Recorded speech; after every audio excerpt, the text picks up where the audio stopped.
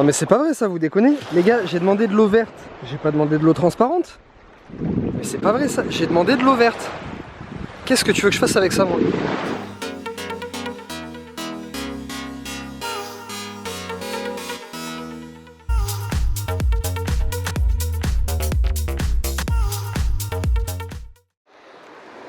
À la tienne, futur entier.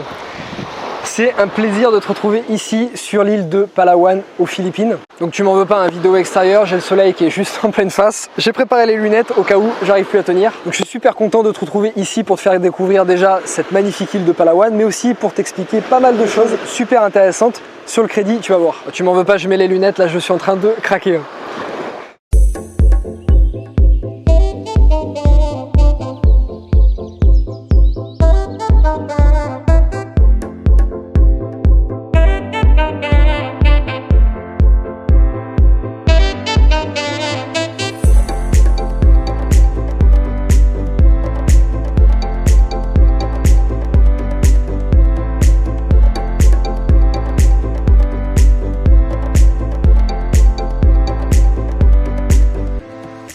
Futur entier, tu perds de l'argent. Tu t'en rends même pas compte, mais chaque euro que tu n'empruntes pas aujourd'hui, c'est de l'argent que tu perds. Et comme tu le sais, on va parler du crédit ou comment t'enrichir avec de l'argent que tu n'as pas et donc l'argent de la banque. Mon but dans cette vidéo, c'est de te réconcilier avec le crédit, que tu arrêtes de voir le crédit comme quelque chose qui est mauvais. Éviter que tu te sentes mal avec un crédit, que tu te sentes comme une épée de Damoclès au-dessus de ta tête, avec juste une chose en tête, c'est ta dette à rembourser et vite de pouvoir la rembourser pour pouvoir respirer.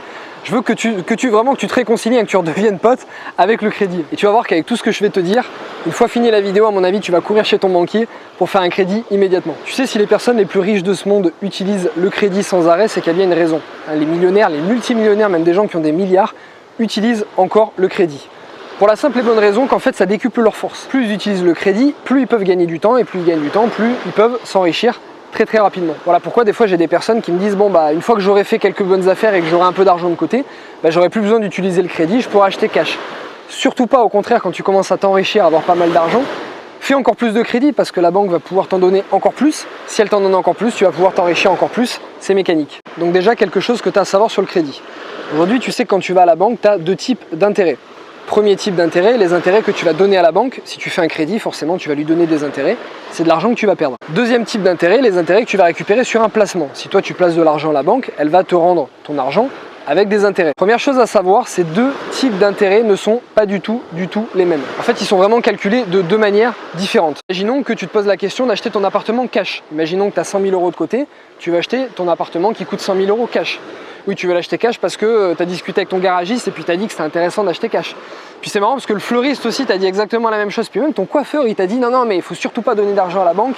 Grand Satanas, la banque, faut pas lui donner d'argent. Donc surtout n'emprunte pas, hein, achète ton appartement cash. Je me moque un peu hein, parce que c'est toujours ceux qui connaissent rien en immobilier qui donnent évidemment les meilleurs conseils. C'est bien connu. Donc surtout si tu vas investir dans l'immobilier, n'écoute pas ton garagiste ni ton fleuriste, écoute des gens qui ont investi dans l'immobilier. Pareil, si tu veux changer ta courroie de distribution, demande pas à ton banquier, hein, c'est quelque chose de logique, mais pourtant c'est pas tout le temps appliqué. Bon, futur entier, t'as remarqué, on a changé de décor, petit problème technique, j'ai eu une coupure de batterie en plein milieu de la vidéo, ça arrive évidemment, donc du coup je me suis dit que j'allais pas m'arrêter en si bon chemin parce que la vidéo commençait à être intéressante. Et ben je t'ai tourné la suite de la vidéo dans un autre décor qui est tout aussi sympa. Là je suis sur l'île de Honda Bay, donc c'est une petite île quasi déserte en fait, tu peux y accéder que par bateau, c'est un banc de sable en fait, qui est juste en face de Palawan, donc l'île où j'étais juste précédemment. Donc je continue la vidéo. Donc du coup on change pas beaucoup, hein, le décor reste à peu près le même, sauf que là j'ai les pieds dans l'eau, c'est assez sympa. Donc du coup je te continue mon exemple des 100 000 euros. Imaginons que tu veuilles emprunter 100 000 euros à la banque parce que tu as 100 000 euros de côté, tu les laisses de côté, tu as décidé d'aller emprunter à la banque parce que tu vas voir que c'est plus intéressant. Tu vas à la banque, tu fais un crédit par exemple de 100 000 euros sur 25 ans à 2%. Comment va se calculer ton crédit? En fait c'est simple, tes intérêts de 2%, ils vont être divisés mensuellement, donc c'est un taux que tu as à l'année. Tes 2% vont être divisés mensuellement, ce qui va te faire en fait 0,16% d'intérêt, hein, donc 2% divisé par 12, 0,16% d'intérêt par mois. Ok, jusque là. Ton premier mois, tu as 100 000 euros que tu as emprunté à la banque. Donc en fait, ton taux va être calculé de la manière suivante, 0,16% calculé sur 100 000 euros. Ce qui fait qu'en fait, le premier mois, tu vas devoir à la banque en intérêt 166 euros. D'un autre côté, tu vas aussi rembourser du capital. Le capital que tu vas rembourser, c'est 257 euros. Donc tu vas avoir 166 euros d'intérêt, 257 euros de capital, ce qui va te faire une mensualité globale à 423 euros.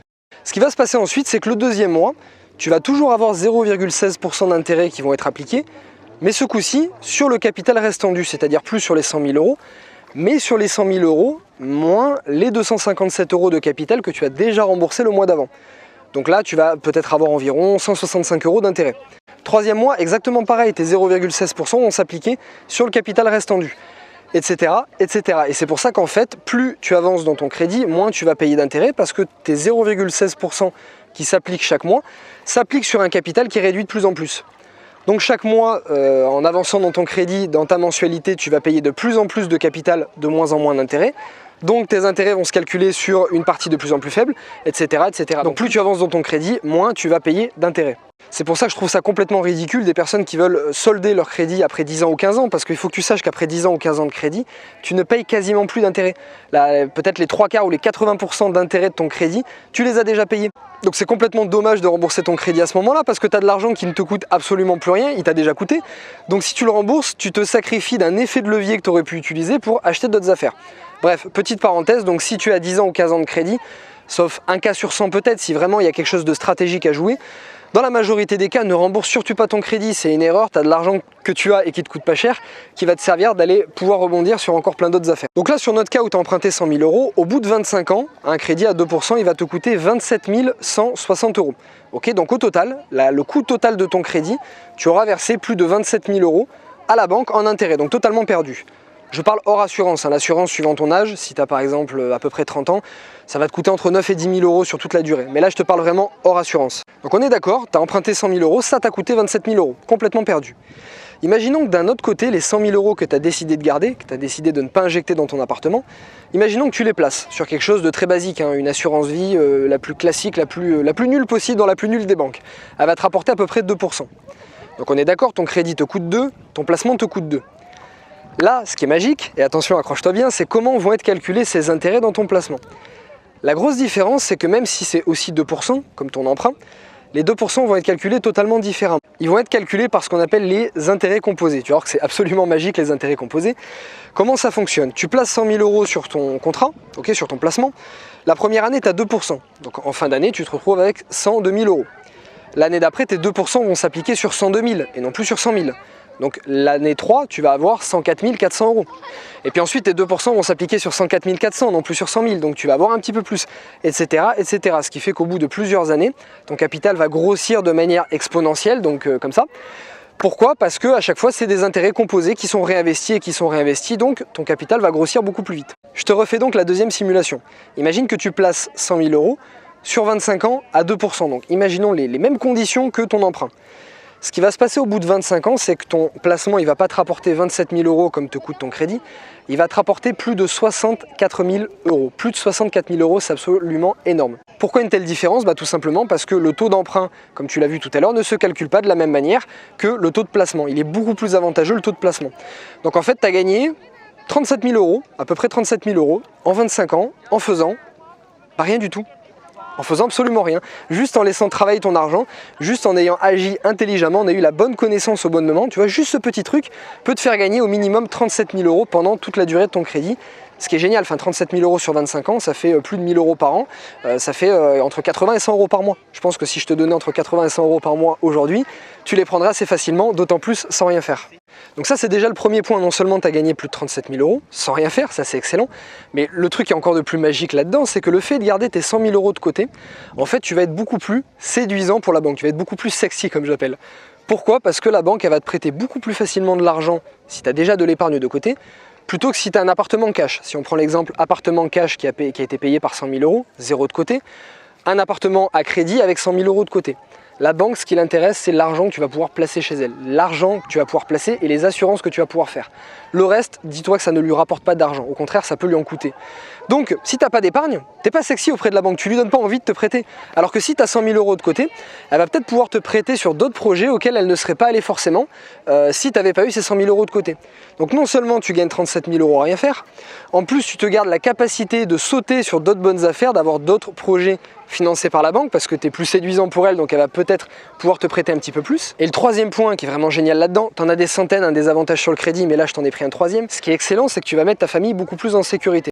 Tu sais que quand tu fais un crédit, tu as obligatoirement une assurance que tu dois prendre avec ton crédit pour sécuriser la banque. C'est-à-dire que si demain tu es en arrêt de travail, si tu es en invalidité, si tu as un décès, ton crédit sera remboursé partiellement ou totalement, ce qui va rassurer la banque et ce qui va éviter de léguer des dettes à tes héritiers légaux.